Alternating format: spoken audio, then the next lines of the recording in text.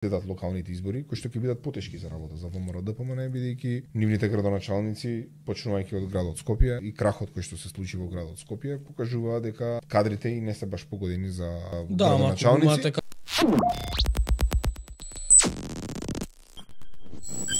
Сме делувале ние како опозиција со поднесување на иницијативи, со поднесување на предлог одлуки, со едно конструктивно делување внатре во Советот, така треба да продолжи и СДСМ да делува внатре во собранието. Да се конституира една екипа која што ќе биде спремна да ги спроведе сите овие процеси, една програма по која што ќе се работи. Се надевам дека ВМРО-ДПМН нема да биде истото ВМРО-ДПМН кое што владееше 11 години. Се надевам дека ќе го истераат цел мандат 4 години.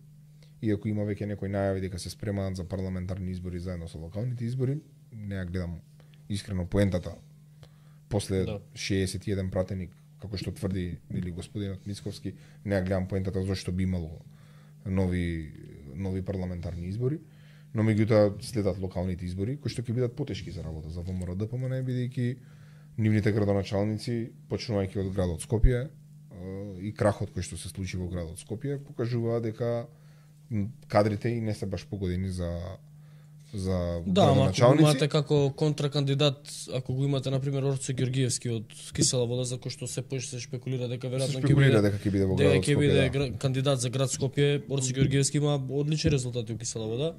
Барем померењата на има и 79 други општини. Нели? Тука се општините во градот Скопје, без кои општини градот Скопје не може да функционира, мора да е во директна соработка заедно со сите општини во градот Скопје.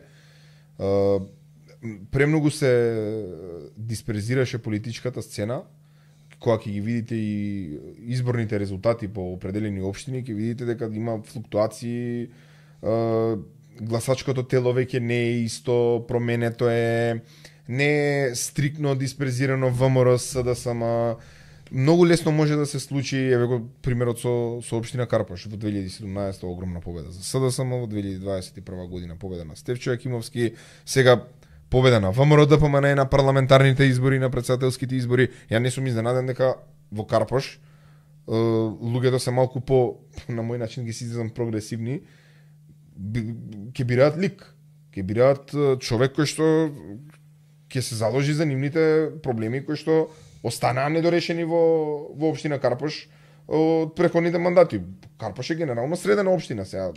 Да не се лажеме, една од подобрите општини во градот Скопје, поатрактивни општини во градот Скопје, но меѓутоа борбата за градоначалнички места почнува од нула. Граѓаните веќе бираат комшија, бираат градоначалник, бираат оној кој што ќе се занимава со комунални проблеми, не бираат висока политика и затоа сметам дека новото раководство на СДСМ треба да настапи и со една таква платформа за локалните избори, која што ќе понуди решенија и која што ќе проба да ја врати довербата на граѓаните во Социјалдемократскиот сојуз на Македонија. И сега кога сме кај градот Скопје, како функционира градот Скопје? Па не сме имале седница подолго време. Колку? Последната седница, месец дена пред првиот круг на одржување на избори беше. Дојдовме на седница, 46-та седница беше тоа на Советот на градот Скопје со повеќе од 35 точки. Уредно изгласавме дневен ред. Мнозинството предводено од ВМРО-ДПМН си ја напушти седницата под оправдание дека има изборни ангажмани и активности. Сега има најави за 30 мај дека ќе има продолжение на 46-та седница, ќе има и нова 47-та седница. Голем дел од програмите не се изгласани, за жал. Граѓаните бараат резултати, но меѓутоа, знаете, кога немате програма по која што ќе може да работите, стрикно е програма за заштита на зеленилото и за заштита на животната средина. Успеате ли да ги изгласате автобусите? Не. Не е изгласано ништо, ни Bus Rapid Transit System проектот, ниту новите автобуси не се изгласани, кои што беа предложени како домашно долгорочно задолжување. Не се слагам на начинот на кој што се сервира таа одлука. Пак ќе кажам, мора да биде потранспарентна и по-јавна. Во кој дел потранспарентна? Другари, јавна презентација, сакам со толку и толку пари да набавам толку и толку автобуси, барам јавна подршка да си ургирате во политичките партии кои што се представени во Советот на градот Скопје. ВМРО ДПМН ги има во својата програма 200 нови модерни еколошки автобуси. Ние во својата програма имаме Bus Rapid Transit систем проект за кој што веќе има одобрено пари. Мислам, тоа е обврска сега и на новата влада предводена од ВМРО ДПМН да го имплементира тој проект бидејќи е потписник и Министерството за финансии, изгласен е закон во собранието, има склучено меморандум со Министерството за транспорт и врски и едноставно тој проект чека пари. Општина Ѓорче при донесењето на новиот ДУП, каде што беа предвидени толку многу згради, во самиот тој ДУП има оставено во ДУПот маркица простор за спојката на Bus Rapid Transit системот. Сега они во Советот на градот Скопје гласаат против барата, а на седница на Совет во Ѓорче Петров, која носат ДУП, предвидуваат постојка за Bus Rapid Transit систем таму гласаат за згради. Во ред, ама ја има и постојкава за барата. Ако било само за згради, нека ја трнеле постојкава за барата, ако се против барата, нека стават уште згради сега. Смешно звучи, но меѓутоа малку противречат тие работи. Требаше од страна на градоначалничката малку по јавно, малку по транспарентно да биде образложено домашното долгорочно задолжување. Јас и на почеток како претседател на комисијата за буџет и финансирање при Советот на градот Скопје имав своји забелешки, бидејќи сега замислете се вие седите во Совет на град Скопје, ви стига одлука од нигде никаде не најавена, предлог одлука за домашно долгорочно задолжување. Се задолжува градот Скопје во висина од 600 милиони денари, или 6 милиони денари, или 500 милиони денари за набавка на домашно долгорочно задолжување. И сега вие како членови на Советот на градот Скопје треба да гласате таква одлука.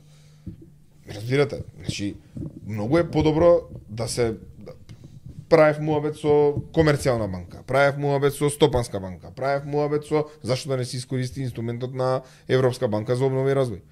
Они даваат долгорочни кредити, заеми, позајмици, можеше да гарантира и државата позади таа одлука за набавка нека бија и на 200 автобуси.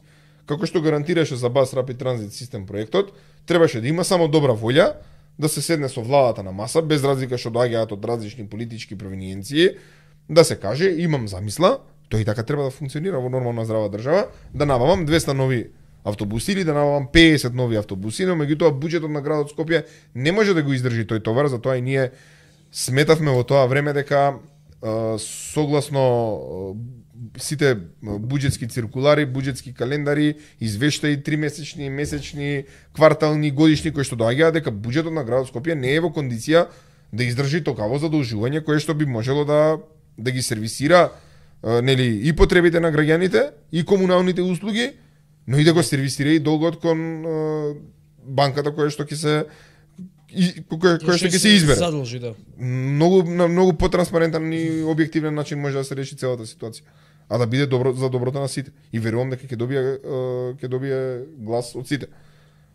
Сме имали и преходни одлуки кај што сме се задолжувале за автобуси, па бија гласани едногласно во Советот на градот Скопје. Кавга која што има градот Скопје со Талат Џафери и со владата, околу тоа чија е надлежноста да се коси треба така владата. Чија е надлежноста? Мене ми е таа смешна тема. Надлежноста е нормално на комуналното, на јавното предпријатие Паркови и зеленило, како што е надлежноста за во кисела вода, како што е надлежноста во центар. Да. Сите општини си имаат и посебни нели комунални редари, инспекции, служби кои што косат, но меѓутоа сите тие помагаат на некој начин на Паркови и зеленило, така што таа тема е малку смешна за разговарање, но меѓутоа ја осликува реалноста во Скопје, во главниот град во кој што се наоѓа, да остане определена општина израсната. Имав можност пред некое време на Кејот да провозам точак малку, па аеродром натаму, па и центар тука крај тој скејт паркот под камени мост, тоа се е обраснато, ништо не се одржава. Јас се сеќавам дека и како дете сум поминал доста време на Кеј, па секоја година, дали еднаш годишно или два пати годишно, имаше чистење на корито на река Вардар. Имаше косење, се садеа нови зелени површини, без разлика, и Коце Трајновски бил градоначалник, и Петре Шилегов бил градоначалник, но меѓутоа таа работа не треба да застане, мислам, таа јавна услуга која што јавното претпријатие е основано за да ја врши таа јавна услуга, не треба да застане, не треба воопшто да се навлага во такви односи со владата кој бил надлежен, мислам да коси треба да наместо да разговараме за крупни проекти кои што